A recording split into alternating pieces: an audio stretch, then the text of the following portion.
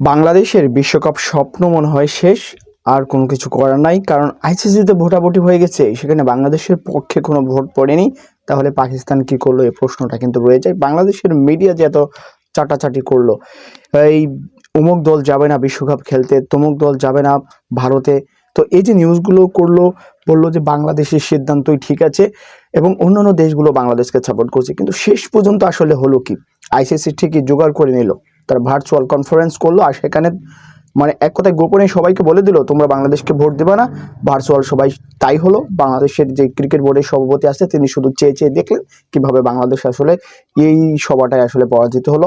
আর ICC কিন্তু বাংলাদেশকে একটা আলটিমেটাম দিয়ে দিয়েছে 24 ঘন্টার ভিতরে, এর ভিতরে জানাতে হবে তারা ভারতে গিয়ে খেলবে কিনা। যদি না খেলে তাহলে কিন্তু বাংলাদেশ বিশ্বকাপে অংশগ্রহণ করতে পারবে না, আদার্স কোনো কান্ট্রিতে বাংলাদেশের খেলা হবে না, এটা আইসিসি স্পষ্ট জানিয়ে দিয়েছে। 24 ঘন্টার আলটিমেটাম কিন্তু দিয়ে দিয়েছে। এখন কথা হচ্ছে যে বাংলাদেশ যদি এখন রাজি হয় এই মুহূর্তে যে তারা ভারতে গিয়ে বিশ্বকাপ খেলবে, তাহলে তাদেরকে অবশ্যই বলবো এবং বলা উচিত। এই বিষয়ে নিয়ে আমি কোনো কথা বলিনি, কেননা শেষ পর্যন্ত আমি দেখতে চেয়েছি যে আসলে কি সিদ্ধান্ত হয়। বাংলাদেশ যদি এখন বলে যে বিশ্বকাপ খেলবে, তাহলে বাংলাদেশের বোর্ড সভাপতিকে, বাংলাদেশের সরকারকে বলতে চাইবো যে এর আগে যখন ভারত বললো যে রাষ্ট্রীয় নিরাপত্তা দেবে, তখন কেন খেলতে গেলেন না? এখন যেহেতু না করেছেন, সো এটা পুরোপুরিভাবেই বলতে হবে যে এবারের মতো বিশ্বকাপে আমরা অংশগ্রহণ করছি না, আমাদের নিরাপত্তাজনিত কনসার্ন আছে, যেহেতু আমাদের মোস্তাফিজকে বাদ দিয়েছে, এই একটা ইস্যু।